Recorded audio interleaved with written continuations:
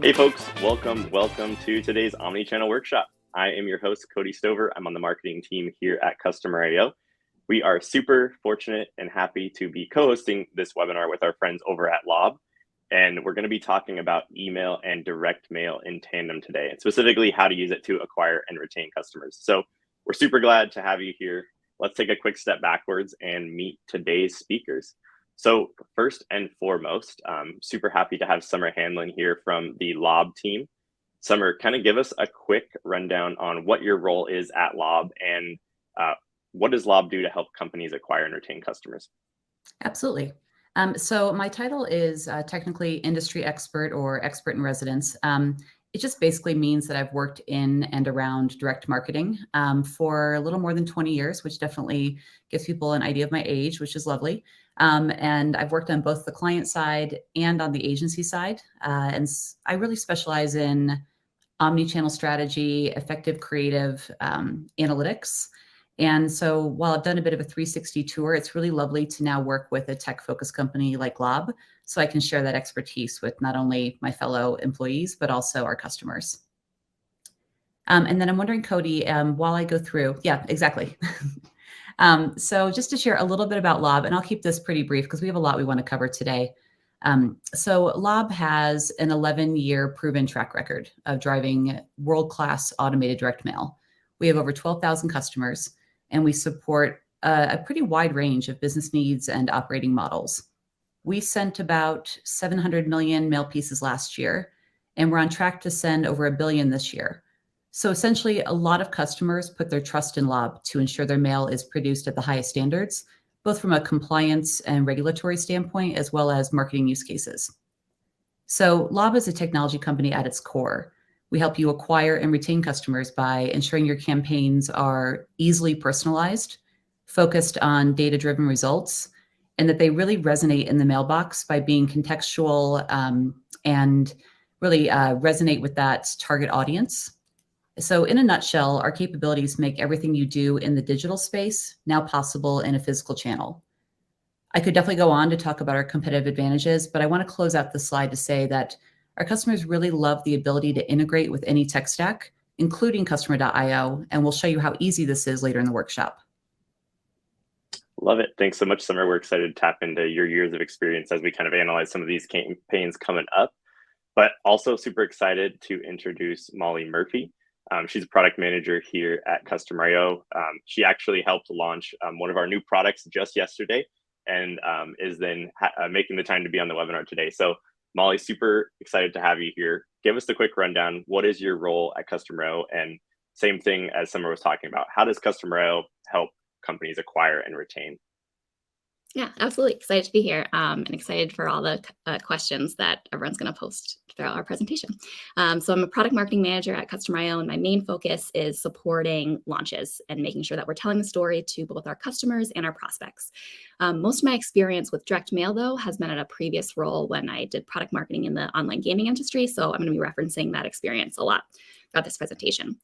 And then for those who aren't familiar with Customer.io, we are a customer engagement platform, and we help marketing teams create data-driven campaigns to reach their audience across all channels at the right time. We have 2 products. Journeys is our messaging automation tool for your engagement needs, and then Data Pipelines, which Cody said we just officially launched yesterday. Pretty exciting about that. That's our customer data platform that connects your entire tech stack.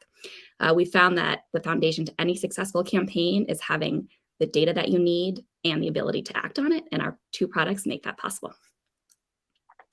Love it. Thank you so much, Molly. And hey, I'm Cody. I'm on the marketing team. Eamon, he's on the Lob team. Well, actually, Eamon, I'll intro you a little bit more when we get to our product demo part. But yeah, so glad to have y'all on here. Audience members, we're glad to have you as well. Please be active in the chat and the questions bar down in the right. We want this to be interactive. I see that Sebastian and Tony have already chimed in there, so definitely keep it coming with the questions there. Okay, quick look at the agenda and then we're diving in. So we're going to kind of kick off with a quick foundation on who should you target and when using email and direct mail. We're then going to jump into the campaign inspiration part where we're actually going to analyze and break down a couple of real world examples of email and direct mail plays from some companies. And then the last little piece is we're going to kind of dive into that. How do you actually do this? So we'll kind of show in customer and lob in tandem how you can build out some of these things in a data-driven way. We'll try to leave about 10, 15 minutes at the end for Q&A. So definitely ask questions as we go, but if we don't get to them, we'll have time at the end. All right, we are cooking right ahead. So first off, let's start talking about audience and channel. And Summer, I actually am going to ask you to kick us off. And the question here is, when we're thinking about email and direct mail, who, or I guess what audience should you target first? So strategies for audience targeting really depends on your line of business. And it sounds like, based on who is on the workshop today, we have people who are interested in a couple different lines of business. So I'll just quickly speak to a few examples that I heard. First off, acquisition campaigns. Acquisition campaigns, as Molly said, begin and end with strong data. In fact, 60% of your ROI of acquisition campaigns is based on who you're targeting. So of course, the offer and the creative need to be compelling. But if you're targeting the wrong person because you're running a spray and pray campaign, your results will reflect that. I always recommend beginning with developing something like a profile model that will really show you what your best customers look like. And then I would leverage that model to target those customers who look just like your best customers.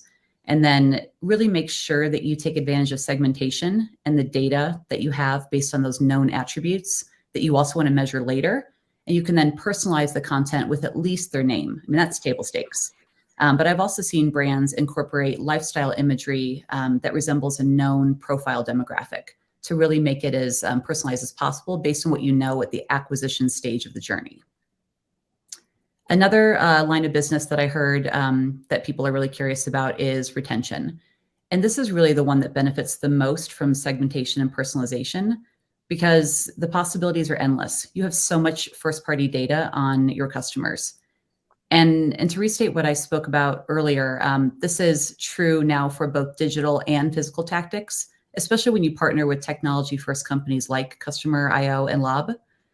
So with retention loyalty programs, you can leverage what you know about the customer, their history with your company, what they've responded well to in the past, and you can really create a one-to-one outreach that feels authentic and purposeful. Your current customers do not want to feel like they're getting a static piece of direct mail that is not tailored to them, because personalization is really table stakes now, and customers expect to be treated like individuals in all touches. And then, just for the sake of time, I want to very quickly touch on win-back, because Cody, to your point earlier, there are brands and ways of thinking about win-back that make it feel very much like acquisition. I feel like with win-back, you actually really want to leverage as much as you know about the customer as possible. And this is absolutely possible when you partner with companies like ours, because you could even address why somebody left, and you can state on the piece how you've shown improvement as an organization. You can personalize a piece to reflect their favorite item that they purchased or incentive, and include even a special offer that's really just tailored for them. Essentially, for win-back, when you're trying to bring back a customer, it is actually cheaper than trying to acquire a brand new customer.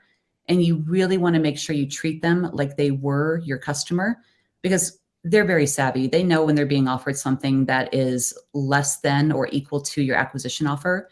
And you really want to make them feel special. Yeah, they remember how they came in the first place, and they don't want that again. Molly, what do you have to add here? How do you think about who you should target? Yeah, I love all the points that Summer addressed, and I cannot highlight enough and emphasize enough that look at your own customer data, because like Summer mentioned, every business is a little different and you know your customer best. So make sure you're taking that into account and using personalization throughout all of your messaging channels, whether it's email, direct mail, push, SMS, in-app. Personalization is key here. And then thinking about some industries that I've worked with that have worked, thinking about some audiences that have worked well across a lot of different industries for me is lapsed users. So that could be anywhere from someone who hasn't used your product or service for 3 days. I've seen also up to 30 days. And depending on that time window will apply to your business of how often you're expecting customer touch points in terms of a lapsed user versus an engaged user. Also targeting someone who has high lifetime value, usually see great return on that because they're actively engaged, they're already a loyal customer for you. And then also taking a look at data of free customers who are likely to convert to paid and making sure that you're customizing messages for that. And then to determine which audience to use for which channel. There's a few things you can do, but you should always make sure that you're looking at performance and seeing which audience is performing best on each channel. And then you can also ask your customers which channel they prefer to be reached on. You can do that with subscription centers. And so making sure that you're sending them messages on the channel that they prefer. Yeah, definitely. Yeah, on that note, Molly, too, I'm going to stay with you for this one. That second bullet point, is there any kind of distinction you've seen in your past experience on when, email and direct mail kind of fit or when they work well? Yeah, absolutely. So I'll tell a quick story here before I dive into answering that question.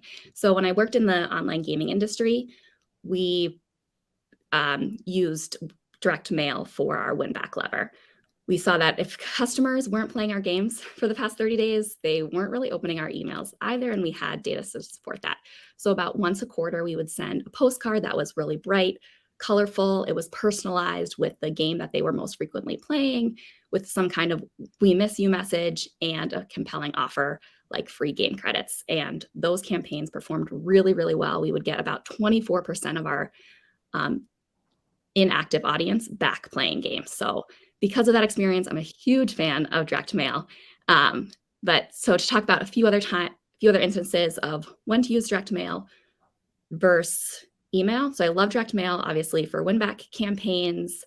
Something when you have a really compelling offer that's going to have high ROI for you for direct mail. And then for email, I think about something that's time sensitive. So do you have a 24-hour promotion that you're running that you need to make sure you're reaching them in their inbox right away? And then when in doubt, test channels. You can do true false branches in Customer IO. So split branches, not necessarily true false branches, but you can send people down an email or a direct mail campaign or a different channel and see what is performing best for that audience. Yeah, I love the focus on testing too. It might be a little bit different for each person, so definitely test.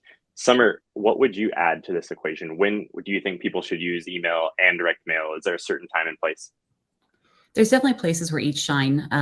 It's also incredibly important to think about how they work well together, because when direct mail and email are paired well together in a true omni-channel approach, meaning they look like one another, they have the same offer, they're timed for around the same time period. Some really big industries have studied how much lift each channel will actually receive from that, and it's close to 30%. And that's, so that some of those big brands really know how to drive that attribution. And I know that smaller brands would have a harder time doing that, but just know that you're not really poaching from one or the other. They really do lift one another up. One example I think that is really key for direct mail, especially in the space we're in right now, is thinking about it in terms of how do I expand my marketable universe? Email opt-out rates are going up. They're certainly not going down. And that's because people have numerous inboxes. I think the average now is 5 to 6 inboxes, and many of them you just use for those promotional emails. And people they're inundated, and they're not going to go back into an email that they developed for the Bath & Body Works coupon and comb through 3 weeks of that to try to find an offer. So when you think about how do I reach my customer when I need to, think about direct mail for the people who've opted out of email, and think about direct mail for the people who are chronic non-digital responders, so you can reach those customers when you need to the most. Another example that I think of when it comes to email, though, and where email really shines, is sending that initial communication to a brand new customer.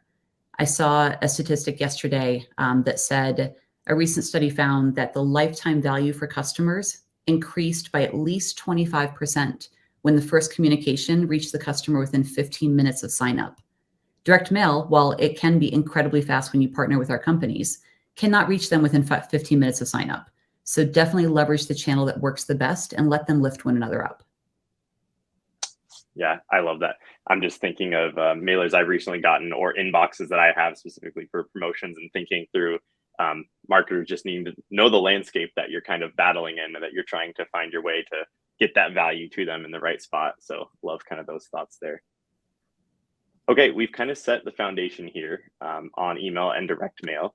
Let's jump to the campaign analysis portion. So I'm going to pull up 2 real world examples here, and Summer and Molly are going to give us their thoughts. Kind of what we're going to do is we're going to look at this from the scope of what industry is this company playing in? What was their goal with this play? And then 2, how effective, or 3, how effective were they in actually accomplishing that? So audience, at the end of each one, we're going to ask you to vote on how effective it was, but also give us your questions and comments in the chat as we kind of look at them, because we want to call out things there. Okay, so the first one we're going to look at, this is actually from HelloFresh. They are a e-commerce company. They're a subscription meal kit company. They send you meals on a recurring basis if you are a subscriber. And this is actually going to be an acquisition play. So the person who's receiving this campaign we're about to look at is somebody who has never been a customer before. So they're trying to win them for the first time. I'm going to kind of pop through some of the assets here, but then we're going to kind of end on a final slide where we can see all of them together. So don't worry if we need to pop back to one of these slides, we totally can to dig in a little deeper. But the first step that they send to their customer or their prospective customer is the 65% off postcard.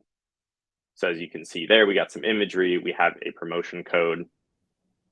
If you click through, or if you go to the link that they share and plug in the code, this is kind of the web experience there on the little smartphone view on the right. Next up, immediately after, if somebody comes in and then abandons after clicking through but following the QR code from the mailer, this is the email that they trigger, like Summer said, within 15 minutes of you doing that. So this is kind of their abandoned cart play. This comes over email, if I didn't specify that. And then, so here's kind of the overall look. We've got the postcard, the web experience, and then the email.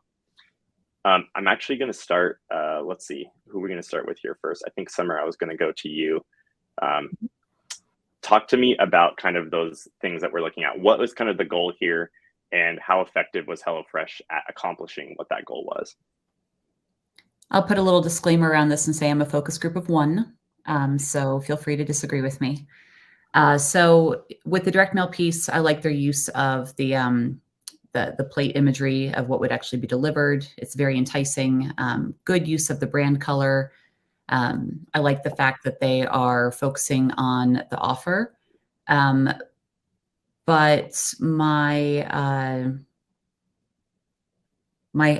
good thoughts about this kind of stop there, because I feel like if this is a true omni-channel approach, unless I was really, really good at just finding that logo buried in all of these different tactics, I'd have a hard time knowing this was the same company.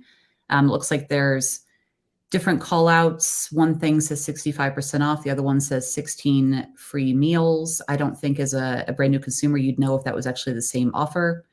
Very different color usage. The direct mail piece itself, I would definitely trim down the copy, because the goal here is for the customer to respond and to be able to easily interact with the brand. And there's just so much going on the left-hand side. It's really hard for the eye to focus on what matters the most, aside from just the really, really large 65% off.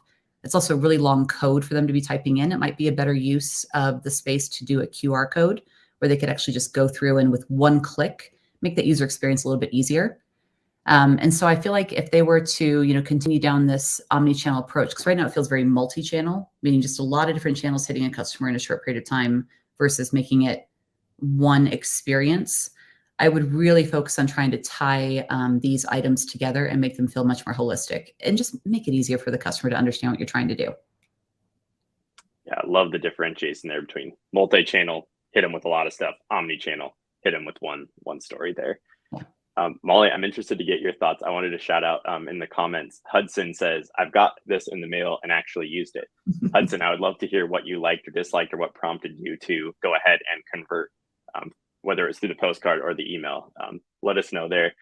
Molly, interested to get your thoughts. What are you thinking about this campaign? Was it effective in reaching its goal? Do you have anything to add on top of kind of what Summer went through as well? Yep, absolutely. Well, first of all, I love that they're using direct mail for this campaign, because they're thinking about when their audience is going to use their product. It's going to be at their home when they're cooking a meal. And so for direct mail or email, you really want to think about, right, when am I sending this to the customer and I'm reaching them where they are and where they're going to be thinking about using our product or service. So for example, at Customer IO, we're sending messages during the workday because people are using our product or service, or our product for their work. For something like HelloFresh, you're cooking this meal in the home, direct mail is a great use of the channel for that. So I love that use of it. I also like that it's a visual product. Similar to what Summer said, there you have great imagery. The offer is really compelling. And I love their use of color, but same with what Summer was saying, it does feel very disconnected. There's no brand cohesiveness throughout the entire story. So that's a little bit of a miss. And then I'd also love to see more personalization. So they don't have first name in here. That's an easy personalization to add into your campaign. And then the other way you could personalize this is taking a look at website traffic. This is an acquisition campaign. So we're not really sure exactly how they chose the audience. Was it they saw that they were engaging on their website? But if they were, and you could see, okay, these prospects are looking at our vegetarian meals, then you should use that personalization in the mailer as well as the email, and making sure that you're personalizing content as much as you possibly can. And then going back to the brand, like familiarity goes a very long way. And so when you get all of these multiple touch points, making sure that they're consistent is going to be huge. Yeah, and Molly, Kim kind of agrees in the comments. Look and feel could be a bit more cohesive, message match, and branding matter. One thing that I've kind of, just as we are on this slide, is the light green over there is soft, and then the bright red is super abrasive and hard to the eyes, and just throws me off a little bit as we're sitting there too. Maybe that's intentional. Maybe they're like, hey, we need something bright to get in your face after you maybe haven't done the postcard thing yet. But yeah, definitely agree with the thoughts there. Audience, we want to know what you're thinking as well at an overall level. So I'm going to trigger a poll here. It's going to ask you 1 through 5 stars. What rating do you give HelloFresh's campaign? How effective was this overall campaign experience? So let us know there, and we will compare at the end as well. And Cody, a quick call out while everyone's adding their votes. Yeah. Interesting that Hudson had his roommate sign up because the acquisition offer was better than a potential win-back offer. That's a miss on the part of the brand. Yeah, great point there.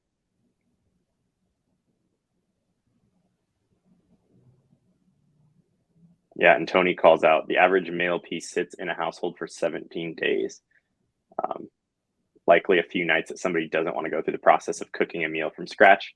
And if they see the postcard, that's a compelling thing. You can make sure if that postcard's sitting on their counter, when that problem of I don't want to cook tonight pops in their brain, it's right there, ready for them.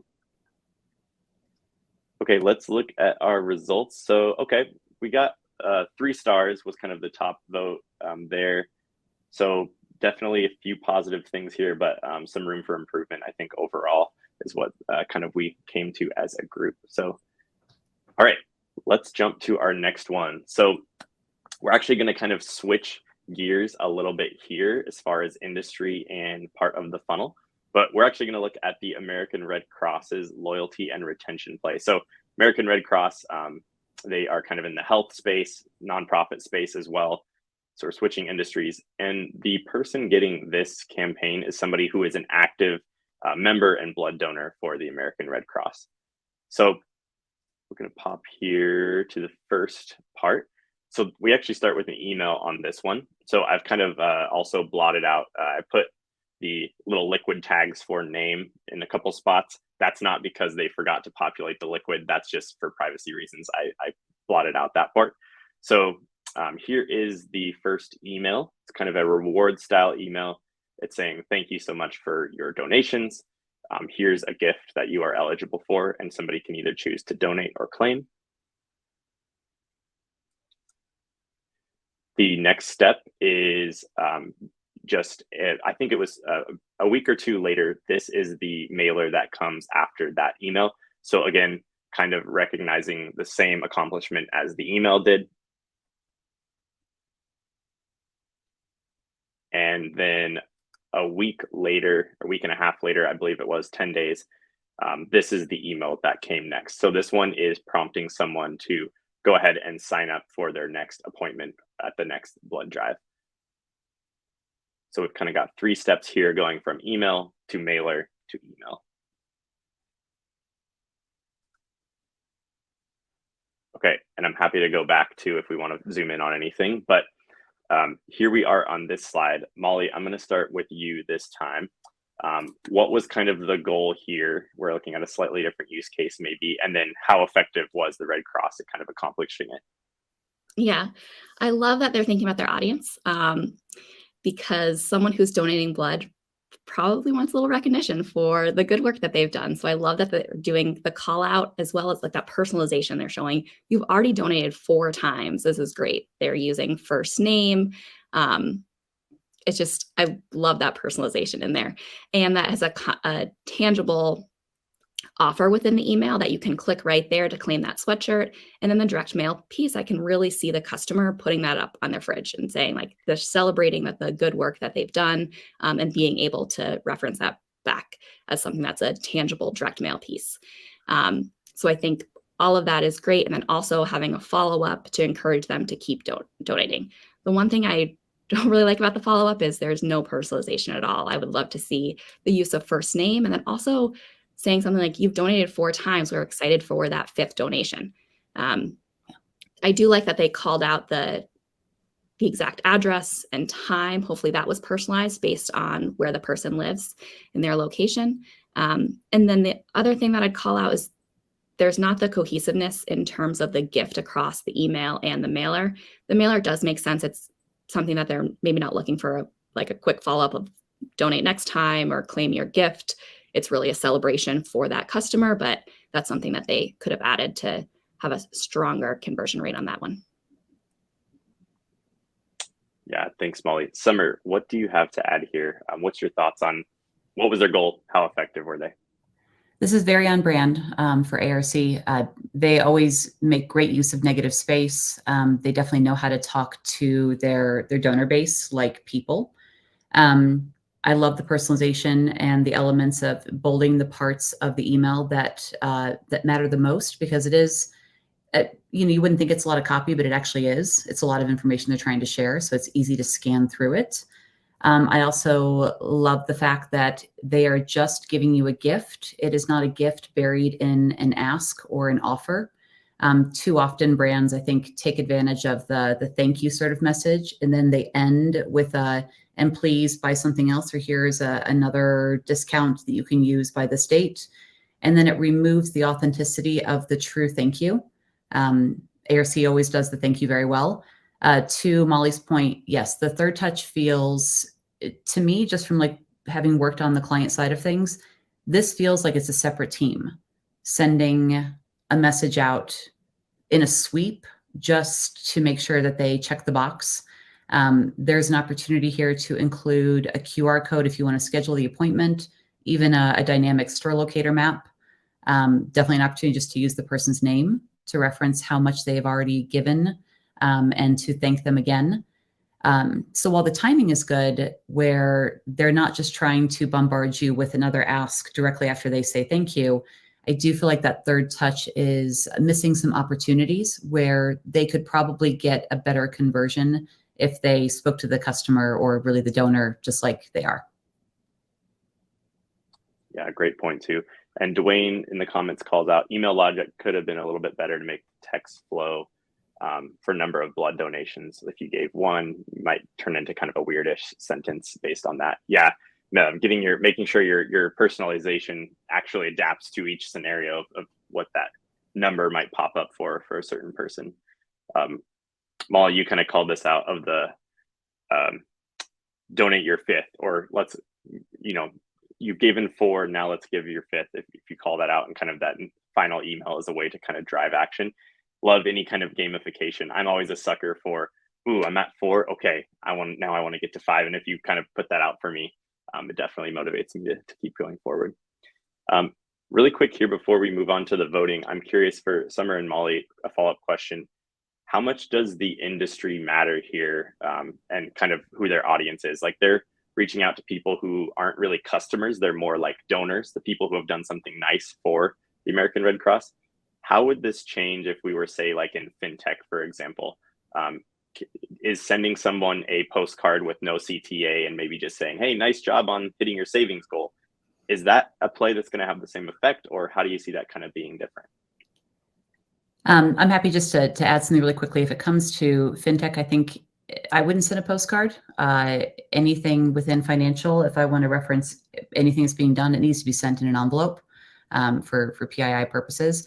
Also, people anticipate certain brands will send them more promotional looking postcards, like a Lululemon, like a Bath and Body Works. Other brands or other types of industries will certainly focus more on letters, and that's where they shine. Yeah, great call out there on the privacy stuff. Molly, any last thoughts there?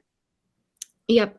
In terms of having a strong CTA or not having a strong CTA, industry definitely matters for this one. And then also, if you're thinking about your CTA, one thing we did in the gaming industry, if we weren't looking for like a exact action, something we did is gifting for our high value customers, but those were customers that were already spending a ton of money with us. We didn't necessarily need them to have an action on that mailer, but we just wanted to show them like, hey, here's appreciation, knowing that that appreciation goes a long way. Right. Awesome. Love it. Thank you for the thoughts, Molly and Summer there. Okay, audience, here is your last poll. We're going to vote how effective was the Red Cross's campaign experience. So I'm going to pop that one up on the screen. Let us know 1 through 5 stars how you think this one performed. Summer, you called this out. It maybe seems like the third email or the third touch point here in the first email, they seem like a little bit different, like maybe even different teams are sending them. I think that's one thing too, is like as you get to bigger organizations where you have more people be sending out different things, it becomes apparent to the customer sometimes if it is coming from different places, which maybe isn't always a bad thing. But if you kind of can tell that there's not cohesive data between the two, kind of stands out a little bit. Yeah, that's definitely true about the HelloFresh one. You can tell that, well, I could be wrong about this. So if anybody on the call works with HelloFresh, please correct me. But the difference in those channels tells me that they are segmented by team, by channel, and they probably are not meeting with one another as often as they should. Right. Okay, votes are in, and it looks like actually the top vote for Red Cross was 4 stars. So just on completely the data here of our group voting based on stars, looks like Red Cross was kind of the winner here on these two side by side. So thanks so much, audience members and Molly and Summer, for chiming in with your thoughts. For those in the audience who maybe are thinking, yes, all this campaign inspiration is great, but how do I actually do it? Or how do I actually tap into data to make these kind of personalized campaigns happen? We're going to kind of answer that here, or at least give kind of a brief walkthrough on some things in Customer and Lob that hopefully you can kind of put into place. So Eamon, I'm going to bring you back in here. He's going to be demoing on the Lob side, and I'm going to be demoing on the Customer side.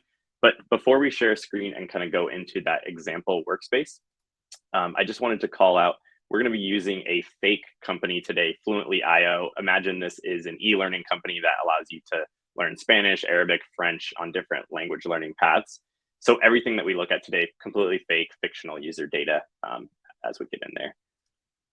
So just to kind of set the stage a little bit too, we're going to pretend we're looking at a certain challenge that we're overcoming with this email and direct mail play. So one that's probably you've come across at some point in your career, but imagine a new user signing up, but then failing to start a first course.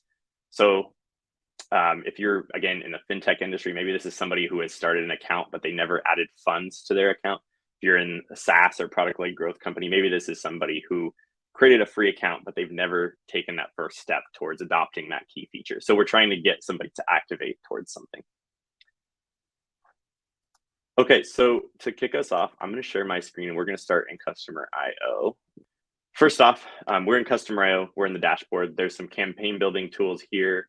There's some, you can look at your users and your segments that you have set up, but we're actually going to jump right to the activity log. So like Molly kind of talked about in the intro to Customer.io, it's based on a live integration with your data. So stuff coming from your web and mobile apps, stuff from third parties that you want to send in, whatever's valuable to you, you can send in here. And then we kind of have this running log of what data is coming in on your users. So today's use case, we're looking for people who aren't registering for a course. So I'm just going to pop to that data point real quick to show, okay, here's all the people that are completing that course registration.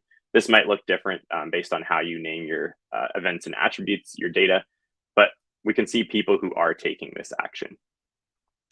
again, what we want to do today is kind of build a segment of people who aren't taking the action to try to kind of improve that activation rate.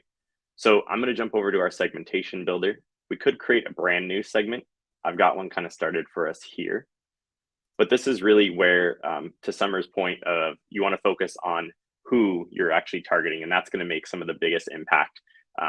And so this is where you can say exactly who you want to target.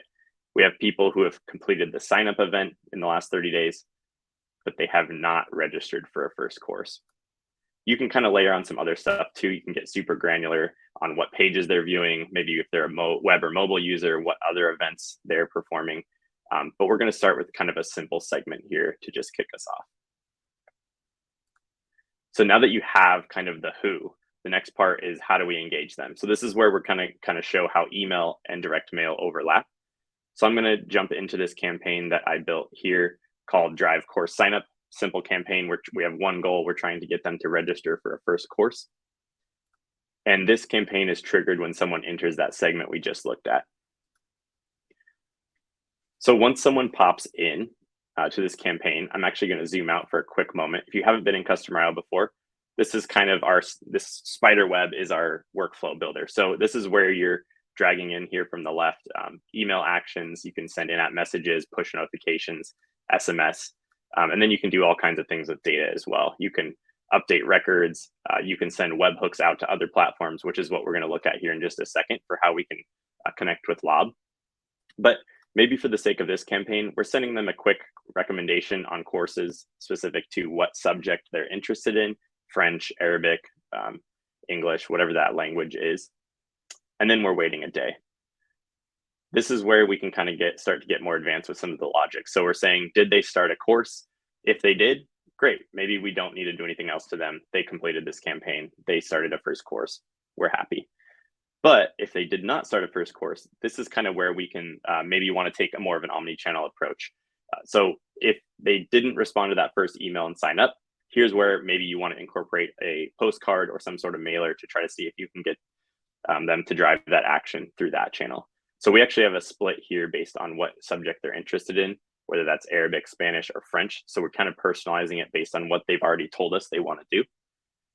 And here's where we have that webhook that goes over to Lob and says, hey, time to send a postcard to this person in this campaign. So I'm going to click here really quick and then hand it over to Eamon. But if we look in at this webhook, if you got overwhelmed when we jumped in on this screen, it looks like a lot of code. Don't worry. This is kind of a preloaded payload that you can easily plug and play. It exists in the docs. And really all you're doing is just updating the personalized parts. So we have like a first name here. We have the customer email. We have their interest. And you're kind of just personalizing that as you would an email. Okay, so we triggered that over to Lob. Eamon, I'm going to pop down my screen and let you kind of show what comes next in this flow. Sounds good. I'm going to go ahead and share my screen. Also, Eamon, thanks so much for joining us. We know this is your first time popping on, but yeah, happy to have you here. Quickly introduce myself. I'm on our solutions engineering team over here at Lob. So I'm actually meeting a lot of our customers at the point where they are connecting things like customer.io and Lob.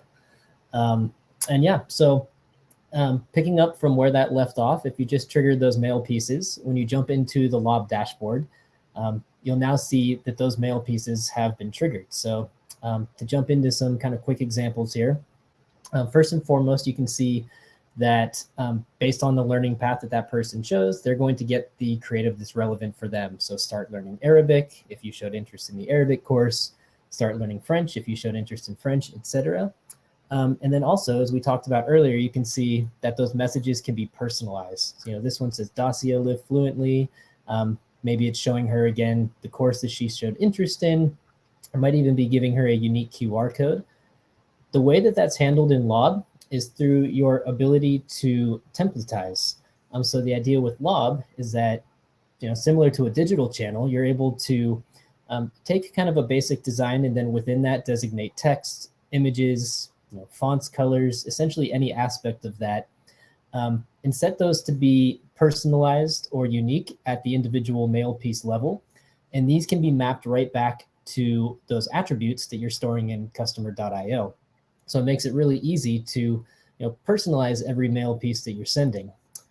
And then, yeah, once those mail pieces are sent, Lob starts to track where they are on their journey. So to show a quick example of a mail piece that actually went through the mail, you can see that Lob recognizes when a mail piece is in production, when it's been mailed, when it's in transit, even when it gets processed for delivery and ultimately delivered. And the reason that these are so cool is because as you're starting to think about direct mail as part of a omni-channel kind of customer journey, you can actually take these events and fire these right back into customer.io to get recognized within there. And then that allows you to, track that these events are occurring, but also trigger some subsequent event. So let's say, for example, you wanted to take some action when, a postcard is delivered. So when that USPS mail truck leaves the area of the mailbox, we're going to get a message that postcard was delivered. You could fire that message right back in to customer.io via a webhook. Same thing if a customer, scans a QR code, for example. So I'm going to actually trigger one of these messages back into customer.io right now. And then I'm going to pass you back to Cody to talk about what happens when this message from Lob leaves Lob and comes back into customer.io. Awesome. Thanks, Eamon. I will pop back up my screen here. So as Eamon mentioned, you can get pretty granular. And the point here is not just to do personalization just for the sake of it. It's really figuring out what's going to make an impact on your business. And so it could be a one-way street where we just send an email and then send that Lob postcard and hope for the best. But really where you can start to kind of gear your campaigns to where the impact is going to be made is by waiting and making sure that the channels are in sync. So instead of just waiting a few days after we send the postcard, we actually have this wait until action, which says we're going to keep people at this step of the campaign until the postcard delivered event comes back from Lob into customer.io. So the power there is, imagine you go out and get your mail. You've got this offer from Fluently.io. And then when you step back, and look at your email the next time, we've just waited until that delivery happens. So we sent the email at the same time as the postcard. You get on your email and the first thing there is maybe some sort of a free lesson or a free offer or something matching what's in that postcard. So that's really where you can go from just personalizing for the sake of personalizing to actually personalizing for impact. And like Molly and Summer have kind of mentioned, you can kind of test that as you go, but figure out where those key moments are and then kind of optimize your campaigns around them. To our Q&A section, and we have 10 minutes left. Sometimes we get, and there's like 2 minutes left for Q&A. So I'm glad we have a few minutes here. Folks in the audience, let us know if you have any specific questions that we maybe have missed or haven't gotten through already. One that just popped up from Joseph, maybe for Summer, is do you offer handwritten letters? We definitely can do handwritten font that looks just like handwriting, but no, we do not have within our network right now a shop that does handwriting. Awesome. And Anna asks, if we're already clients, can we get the offer as well? I'm assuming this is for Summer, is your offer for anybody? Anybody. Perfect. On the customer side, we're offering it just for new users on the 1 month free. But what I will say is the follow-up email that's going to come through right after this will have a link where you can actually sign up for our CDP product, which are actually have a special offer right now, offering that free unlimited API calls until the end of the year if you sign up. So we'll send over that offer as well in the email. That's for everybody on our end.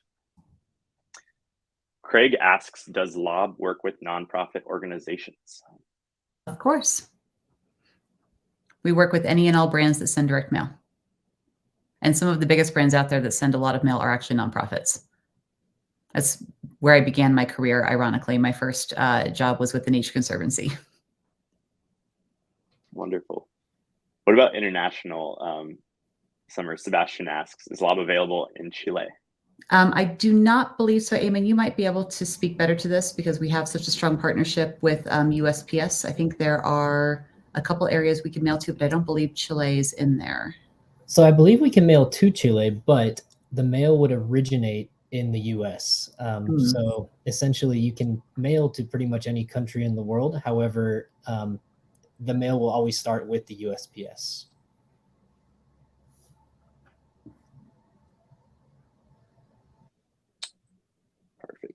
And then in the questions tab, I'm popping over here. Aileen asks, does it make sense to send direct mail for a smaller customer base? 100%. And I don't really think that there's any sort of rule of thumb of what is too small. One of the benefits of working with Lob is that we do not have minimums. So you're not running into that problem of working with a traditional printer scenario where you have to hit a batch minimum and then the price is per piece through the roof. It's fixed pricing. It's based on the fact that you could send one piece, one triggered campaign. And that is actually really key, even for big brands right now that just want to send something that's triggered based on a customer's action. You never have to worry about batch minimums with us. Molly, I know we have users who have millions of users that they're sending to, so they're sending millions of emails, SMS, push notifications every year.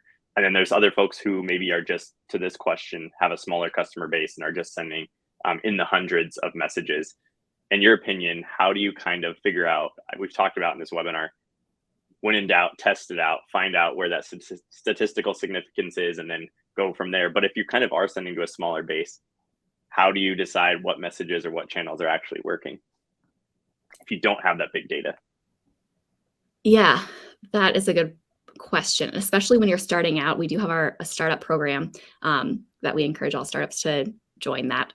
And so even if you're spending to 100 or 100,000, you want to look at all of that data, and you might not reach statistical significance with a smaller audience, which can be tough, but I think it's still worth testing it out.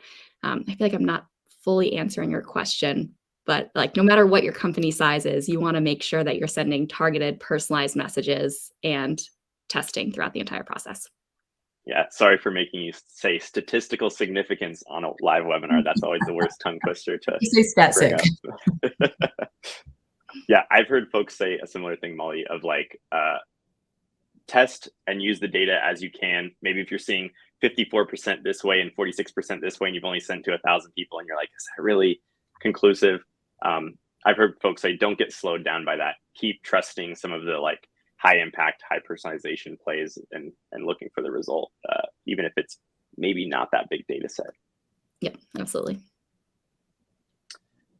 Let's see what else we got in the chat. Dwayne asks, can you call one workflow from another if you wanted to have different tracks, one to test, for example, price sensitivity, or testing other areas for prospect decision flows?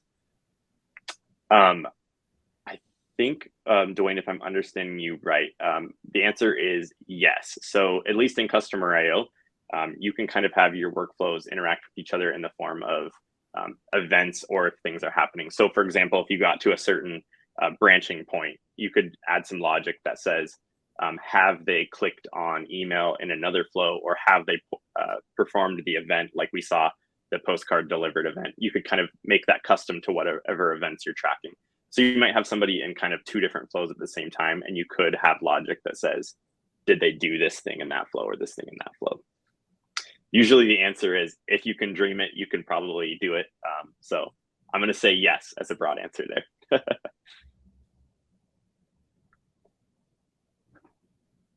Let us know, folks, if you have any other. We have a couple more questions here.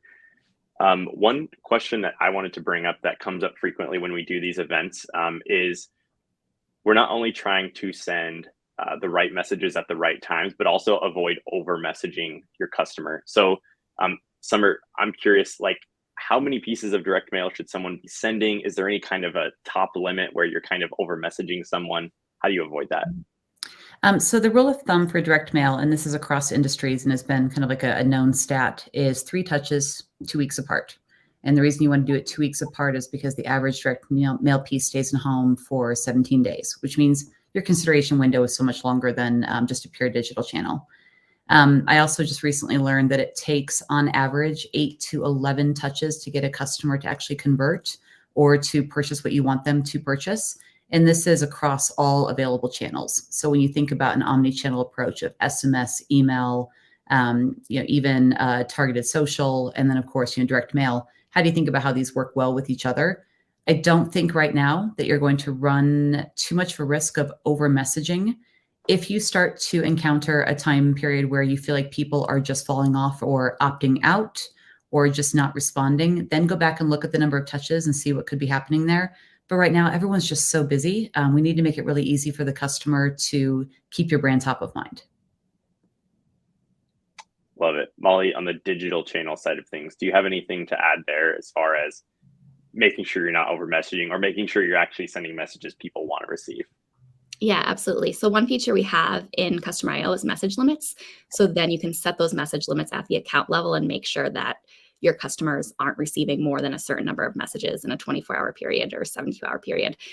That's really useful, especially if you have multiple teams working on customer messages, like we saw with the HelloFresh example. That could have been a few different teams working on those campaigns. And so you definitely want to avoid over messaging there. Another opportunity is a subscription center. So making sure that you're allowing your customers to opt in to the topics that they want to receive is another great way to make sure that they're not getting over messaged. And we do have a custom subscription center in Customer IO as well. Love it. And Molly, Dwayne calls out in the chat, I like the new data pipelines feature, which I know you had a big hand in bringing to market. Give us like the 20-second pitch for folks in the audience who have known Customer IO as maybe the email and SMS and push platform. What's this new data pipelines piece? Yeah, data pipelines is our customer data platform, and it allows you to connect all of your tools to make sure that you're using the right data real time. So the best example I like to give is taking your server data or your website data, piping it into our data pipelines tool, and then you can send that data out to your analytics tool if you're using Mixpanel, Amplitude. We support several others, to your messaging tool to make sure you're using that customer data for personalization. You can also pipe it to your ads, your CRM. It's a great way to make sure you're using your real-time customer data for all of your customer journey touch points.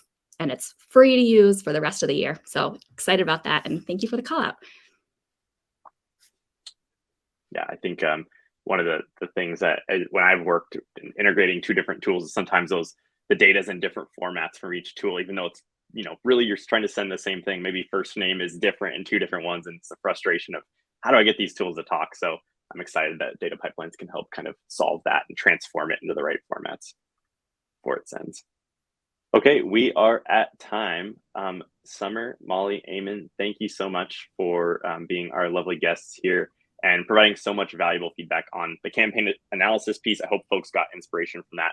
And then Eamon, thank you so much for kind of demoing some of those more technical things. So glad to have you on the webinar. Thank you guys. Thanks, everybody.